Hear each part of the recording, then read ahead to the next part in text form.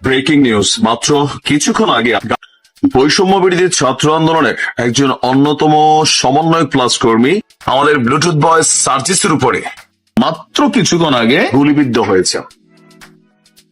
এখন কিভাবে গুলি করলো, কারা গুলি করলো, ধারণা করা হচ্ছে আওয়ামী লীগ, যুবলীগ অথবা ছাত্রলীগের কোন অনুসারীরা এই গুলির কাণ্ড চালিয়েছেন। কিছুক্ষণ আগে আপনার এই ঘটনা ঘটেছে। সেই ছোটবেলা থেকে পড়ে আসছে আমাদের দেশে হবে সেই ছেলে কবে। আর যখন সার্জিসদের দেখছে জনতার এক অংশ, ইয়েস এই সেই ছেলে, কিন্তু যত দিন যাচ্ছে এখানে মনে হচ্ছে এই ছেলে কি সেই ছেলে, নাকি ঋতুর সাথে রং পরিবর্তিত হয়। আমি বিএনপি করা বা ছাত্রদল করা একটা ছেলেকে যতটা অনার করতে পারছি, এখন সার্জিসে পারছি না। স্রোতের সাথে আওয়ামী লীগের সাথে আওয়ামী লীগ, বঙ্গবন্ধুর জন্য মুখ দিয়া ফেনা, আবার স্রোতের বিপরীতে আইসা পুরা গোষ্ঠী উদ্ধার করা, শেখ হাসিনার ফাঁসি নিশ্চিত করা, নির্বাচন হবে না, কেউ যদি মুখে আনা যাবে না, এরকম নানান বক্তব্য দায়ের চেয়ে আসার বড় টাইপের। এতদিন তারা ছিল সমন্বয়ক, বাট এখন সমন্বয়ক আর নাই, বৈষম্য বিরোধী নাই। তারা এখন কারা? একজন রাজনৈতিক দল, দেশে আরো এরকম 54টা রাজনৈতিক দল আছে, তারা একটা দল, তারা কথা বলবে, আমরা সমালোচনা করব, এটাই স্বাভাবিক যদি চান্স ক্রিয়েট হয়। আমাদের কাজে এটা, ক্ষমতাকে প্রশ্ন করা। গতকালকে সার্জিসের যে বক্তব্য নিয়ে তোলপাড় হয়েছে দুইটা নিয়ে, এক তো ছাত্রদল ইস্যুতেও পোতাই গেছে, বলছিল যে ছাত্রদলের এক গ্রুপ সন্ত্রাসী, টোকাই, শাকিলের সাথে অনেকের সম্পর্ক। পরে আবার বলতেছে আমি ছাত্র দলকে বুঝাই নাই, ওই একটা অংশ মানে দুই একজনকে। বাবা তুমি একজন বললো, আবারও বুঝাই। এই ধাক্কা সামলাইতে না সামলাইতে আরেক ধাক্কা। কোনটা? গতকালকে রাজধানীর কলাবাগান এলাকা থেকে বৈষম্য বিরোধী ছাত্র আন্দোলনের আহ্বায়ক সহ, সমন্বয়ক সহ, পত্রিকার হেডলাইন, 14 জনকে আটক করেছে পুলিশ এবং যৌথ বাহিনী। ইদানিং একটা ঘটনা শুরু হয়েছে, কি একদল লুটপাটকারী, এদের মধ্যে সমন্বয়ক অথবা বৈষম্য বিরোধী নেতা অনেকে এগুলোতে কানেক্টেড হয়ে গেছে। কেন? আপনার ঘরে যে আওয়ামী লীগ আছে গিয়ে ঢুকবে, অমুক নেতা আছে গিয়ে ঢুকবে, ঢুকা কই খুঁজবে? আপনি বাক্সবন্দি করে গয়নার বাক্সে ঢুকাই রাখছেন, আলমারির চিপা চাবি দিয়ে রাখছেন, সন্দুকের ভিতরে রাখছেন, এরা এগুলো সার্চ করে, যা পায় নগদে পুরাই পকেটে, গলা কানে খোঁজে, দেখি ভাবি ভাবি দেখি, এরকম কইয়া টেন লয়ে জায়গা, ক্যাশ স্বর্ণ যা আছে। তো ডক্টর ইউনুস এটা নিয়ে কিন্তু খুব বড় একটা ঝামেলার মধ্যে আছে, যে মবের খেলা। আর ইউনুস সাহেব কোন এক অজানা কারণে কোন ডরা আমরা জানি না, এই মব জাস্টিস যারা করে প্রত্যেকের ফুটেজ আছে, কয়জনকে গ্রেপ্তার করছে, কয়জন? আবার বলেন, আমি তো দেখছি না কোথায় এই দেশে আর আইন শৃঙ্খলা। ফানি মানুষ, ভাল লাগে মাঝে মাঝে, সবসময় সিরিয়াস থাকেন তো, তাই না? ইদানি হাসেন, মিমিক্রিসি করার ট্রাই করলাম, যাই হোক। তো তিনি বলছিলেন যে আইন শৃঙ্খলা বাহিনী ঠিক আছে, মানে আইন শৃঙ্খলা পরিস্থিতি ঠিক আছে, আর 2 দিন পরে থেকে এগুলো শুরু হয়েছে। এখন গতকালকে এরকম একটা চান্স মারতে গেছিল একটা এই বৈষম্য বিরোধী গ্রুপ এবং সমন্বয়ক সম্ভবত। তো সেখানে গিয়া আপনার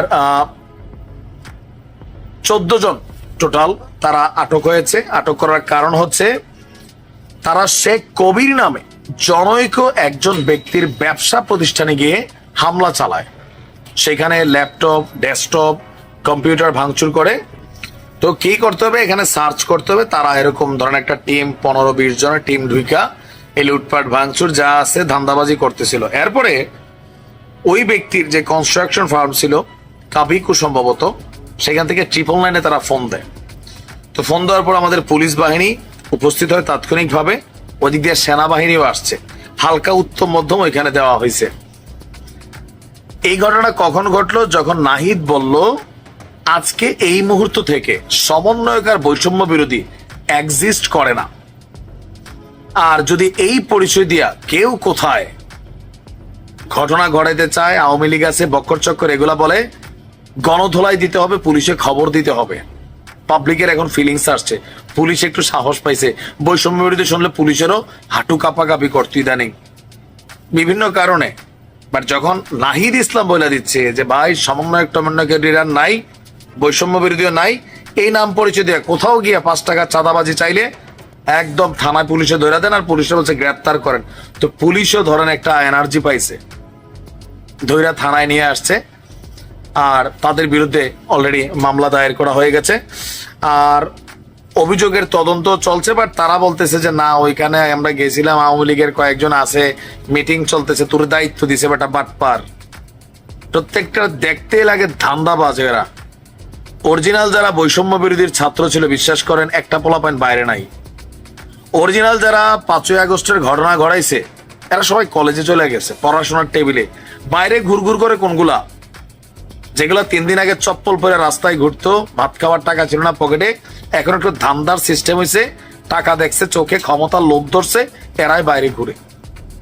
এখানে সেখানে ডাইকা আমার চিনো আমি সমন্বয়ক একদম, কিন্তু ফাড়া বলবো এরকম বলে টেলা যায়, ধরেন ভয়টয় দেখায়, সালাম ভাই কিরে কেমন আছিস, হ্যাঁ চা খাওয়া, এরকম ফ্রি ট্রি খাওয়া পক্তা একটা গ্রুপ আসছে, এরাই কিন্তু এই ঘটনাগুলো ঘটাচ্ছে। নাহিদের এই সিদ্ধান্তটা খুবই যৌক্তিক। দেশে যেই সমন্বয়ক শব্দটা খান, তারাও তো সাবেক সমন্বয়ক, এটা একটা বদনাম বানাই ফেলছে, পাবলিকের কাছে অ্যালার্জি বানাই ফেলছে, এই কারণে পোলা বাধ্য হয়ে এই সিদ্ধান্ত নিচ্ছে।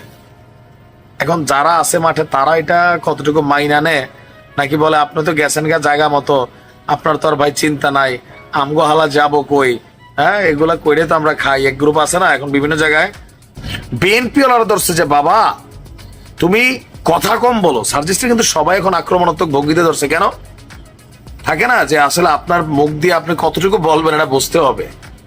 ইচড়ে পাকা টাইপের হয়ে গেছে বিষয়টা এখন, ইচড়ে পাকা। তো বিএনপির তোপের মুখে যে আপনার সার্জিসের বক্তব্যটা ছিল যে শেখ হাসিনাকে দেশে এনে ফাঁসির মঞ্চে না নেওয়া পর্যন্ত কেউ যেন নির্বাচনের কথা না বলে। আরে ভাই, তোমরা সেকেন্ড রিপাবলিকের স্বপ্ন দেখছো, নতুন স্বাধীন দেশ বলছো, কে কি বলবে তুমি সার্জিস ঠিক করে দিবা? তাহলে তো তুমি ওই যে পুরোটা ছাত্রলীগ করছো তোমার ভিতর রয়ে গেছে, বাইরেছে না তো। এটাই তো ফেসিজমের আওয়াজ। আমি কি বলবো সেটা আমি জানি, আমার বাক স্বাধীনতা আছে। আমি কোনো ভুল বললে সেটা আইন দেখবে, ডিজিটাল নিরাপত্তা আইন না। আমি কি বলবো সেটা তুমি ঠিক করে দিবা, তুমি আমার ট্যাগ দিবা, আমরা এইটা আমরা সেইটা। মানে তোমার এই লাইসেন্স কে দিছে? হু আর ইউ? এখন এরকম পাকনা পাকনা কথা বইলা বিপদে পড়ে গেছে সার্জিস ভাই। আমি নিজে সার্জিসের খুব ভক্ত ছিলাম, এখনো চ্যানেলে ভিডিও আছে, 9ই আগস্ট দেখে আছেন, একটা স্পিড দেখছিলাম, বাট সামহাউ রাইট নাও এগুলা দেখছি যে উল্টা ঘুরছে। আচ্ছা, তো এখন এই যে বক্তব্য দিয়া ঠেলা সে সামলাইতে না পায়রা, এখন সে বলছে যে এই বক্তব্যের সঙ্গে নাকি সরাসরি নির্বাচন পিছিয়ে যাওয়ার যে সম্পর্ক দেখানো হচ্ছে সেটা কখনো সেভাবে সম্পর্কিত। তো কোনটা কোনটা? বিএনপি মনে করছে যে শেখ হাসিনার ফাঁসি কালকে যদি গ্রেপ্তার হয় 15 বছর লাগবে। তো এই 15 বছর নির্বাচন না হলে ক্ষমতায় কে থাকবে? ইউনূস কাকা আর তোমরা ভোট ছাড়া। এখন তো চিন্তা করছে, কথা নালাই কইছি কি, ওই সাদিক আব্দুল্লাহ না জানি কি নাম ছেলেটার, সে একটা কথা বলছিল যে এদের অতিরিক্ত কথা বলা বন্ধ করতে হবে। অতিরিক্ত কথা বলা, এরা অতিরিক্ত কথা বলে, এক একজন এরকম ঘাড় গোন নাড়া দিয়া, হ্যাঁ এটা পুনপুন্না ভাব আসছে, এটা থাকবে না। বৈষম্য বিরোধী প্ল্যাটফর্মে তোমাদের বিপরীত অবস্থান নিয়ে নিচ্ছে, প্রাইভেট নিয়ে নিচ্ছে। তুমি কার খালু বাবা? এখন সবাইরে সেট করে তোমরা 10 জন মিললেই কি পুরো বাংলাদেশ? এখন তার বক্তব্য যে সবচেয়ে গুরুত্বপূর্ণ বিষয় হচ্ছে, আচ্ছা লাশ কোথা হচ্ছে এটা খুঁজে বেড়াচ্ছে। আমরা রায়ের বাজার আমাদের জায়গা থেকে, সে বিশাল তা মানে অনেক শহীদদের পরিবার নিয়ে কান্নাকাটি করছে, কিন্তু আবু সাইদের পরিবারের দাওয়াত দেওয়ার সময় পায় না। জুলাই আগস্টের মতো এত একটা মহান দায়িত্ব ছিল, এই ফান্ডিংটা প্রত্যেকটা মানুষের সুষ্ঠুভাবে দিয়ে আসতে পারতো, সে ছেড়ে দিছে রাজনীতি দল করার জন্য।